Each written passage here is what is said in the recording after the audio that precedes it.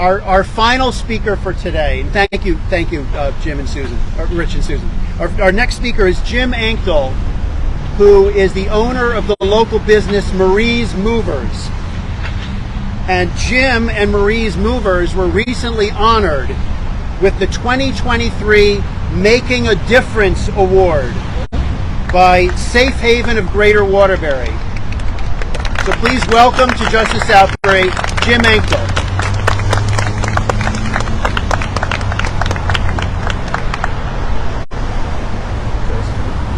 Stand up here and really belt it, and I'm gonna stand out there and make sure. If I can't hear you, I'm gonna go like this. All right. Okay, and he's got you. So, with a company that works like ours does, we have a lot of different stories, and there's a lot of different. When Rick asked me to do this, there are a lot of different places I could go with it. But I wrote about this is about a 14 or 15 minute talk or essay. And I'm dealing mainly with race and how it portrays how we deal with it in our company, and how I've been dealing with it for the last 15 years, because I have guys from all walks of life. And so here I go. So operating a moving company over the last 15 years has been an extraordinary odyssey. Between the stories and situations of my customers and my crew, I have been educated about such a gamut of life and death experiences that I feel that when I started this business, I had the naivety of a child. Today I have been invited to speak to you about the diversity of the crew that works for me and how my experience may relate to the mission of Justice Southbury. I think that the best way to tell you my crew's story is through the lens of my personal journey. If I cover ground that you've already covered during your gatherings, please bear with me, and please also remember that this speech is about my personal experience and how it's been influenced by my work and my opinions, and that I'm not casting judgment on anyone here but myself. Last fall, I was chatting with my crew after the day's job about the movie West Side Story came up. My white employees had heard of it, and some of them had seen it. The Puerto Rican employees were aware of it, but hadn't seen it. And none of the black employees had heard of nor seen it. So I'd always thought that the original movie, in addition to being a first-class musical composition, was a thoughtful discourse on racial and ethnic tensions in the city. I wasn't too surprised that they hadn't seen the movie, but I joked, "You've never seen West Side Story?" So Chuck, the funniest person on the crew, responded, "Have you ever seen Boys in the Hood?" I had to admit that I'd never seen the movie. He told me to shut up about West Side Story then. So I went home that night and I watched Boys in the Hood. I was so impressed with the movie that I watched it again that weekend with Shannon, my wife. The movie's an extremely well-written, directed, and acted account of a boy, Trey Styles, growing up in Inglewood in the 1980s. I discussed the movie with my crew, and they were genuinely glad that I had watched it. They had all seen it many times. They could quote every important line and knew every character and every scene. I looked into both movies further and was reminded that West Side Story was written, directed, and scored by 5 white men, and based on the story written by one of the most famous white men of all time. Natalie Wood, a white woman, plays a Puerto Rican woman in the leading female role, and her singing voice is dubbed by Marnie Nixon, another white woman, who very convincingly imitates Natalie Wood's imitation of a Puerto Rican accent. The Boys in the Hood was written and directed by a black man, and a very important role in the movie is about a black person played by a black actor. The movie was written for a black audience. Singleton insisted on directing it himself and is quoted saying, "I wasn't going to have somebody from Idaho or Encino direct this movie." The publicity of the movie targeted black males under 25. I had seen and knew West Side Story well because it was written by and for white people. I hadn't seen Boys in the Hood because it wasn't written for me. It was about a world that I'm not a part of, but the people that work for me are. The character of Trey's father, Furious Styles, inspired me to read a book that had been on my reading list for a long time, the autobiography of Malcolm X. Malcolm X was a man of awesome intellect who came from the impoverished countryside, went to live in Roxbury, Massachusetts, in the Harlem Hood, educated himself in prison, and then became one of the greatest and well-spoken advocates of self-determination of all time. His relationship with white people went from being classmates to foster parents to love partners to enemies to a final personal realization that not all white people are devils. What was most striking and meaningful to me was his keen observation of how black and white people have interacted throughout history. They still do today. What I found to be his most startling observation, especially in regard to my relationship with black people, is what he has defined as the term mascot. It's the title of Chapter 2. How many times do white people, including myself, refer to black people with statements like, I have black friends, my daughter's boyfriend is black. Black people have made so much progress since when I was a kid. Malcolm X said, this is a sort of kindly condescension which I try to clarify today to these integration-hungry Negroes about their liberal white friends, these so-called good white people, most of them anyway. I don't care how nice one is to you, the thing you must always remember is that almost never does he really see you as he sees himself, as he sees his own kind. He may stand with you through thin, but not thick. When the chips are down, you'll find that as fixed in him as his bone structure is his sometimes subconscious conviction that he's better than anybody black. The quote seems dated, but is it? When I told my crew that I was going to speak today, they immediately said, Jim, don't mention us. Don't mention us. In other words, don't use your work for points for you. I explained to them the reason that I had been invited to speak had everything to do with them, but then I told them the outline of what I had to say, and they were reluctantly okay with it. I have twice found myself in the position regarding my crew where the chips were down and I felt that I had to call or cooperate with the police. Bringing in the police or assisting them in any investigation that may implicate a friend is probably the most cowardly thing that anyone in the hood could do, and it may even get them killed. I get a pass on that since even though they respect me and may even consider me a friend, the men of my crew are also keenly aware of my race and my position and don't see me as subject to their rules. I realize now that no matter what my intentions, I check a lot of the same boxes as the good white people that Malcolm X was referring to 60 years ago. Another one of his observations that I found startling is best expressed in his statement, I know that every time that whites join a black organization, you watch. Pretty soon the blacks will be leaning on the whites to support it. And before you know it, a black may be up front with a title, but the whites, because of their money, are the real controllers. This statement shook the foundations of my entire professional life. Many of you know that I and my company are involved to varying degrees in several nonprofit organizations. I now see them from a different point of view, and here are two examples. I was recently at the fundraising gala for Safe Haven of Greater Waterbury, one of the two groups that I devote the most time and resources to.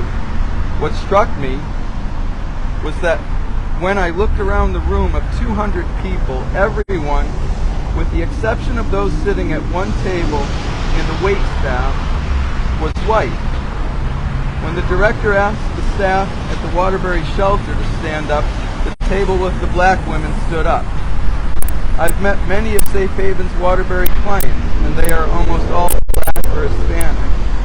But the money for Safe Haven is predominantly white. The other group that I'm deeply involved with is IRIS, Integrated Refugee and Immigrant Services. I've been assisting them for 6 years by setting up homes for refugees from the Middle East and Africa. For decades, all of the refugees that IRIS assisted came to the U.S. after going through a lengthy process of applications and vetting that could last years. Then came the war in Ukraine. For the first time in decades, the United States was faced with thousands of white Christian women and children that needed to escape the violence in their country. In response, the Biden administration set up Unite the Ukraine. Through this program, sponsors in the affluent white suburbs were able to directly sponsor a Ukrainian family through a government website and then settle them in the sponsor's homes or community.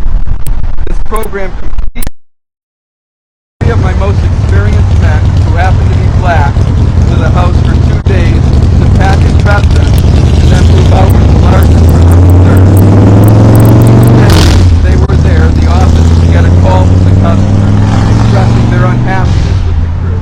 But each time the customer would end saying that the crew solved the situation on their own after the customer told them what they were upset about.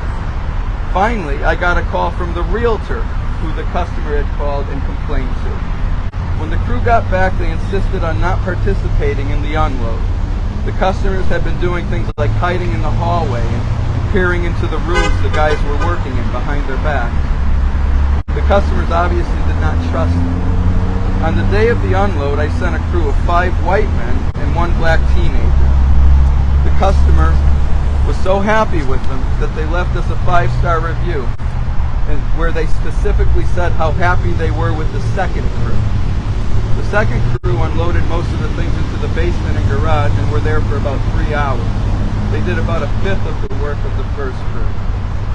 Events like this are memorable, but they are in no way the norm of what my crews deal with every day. Most of our customers love them. All of them.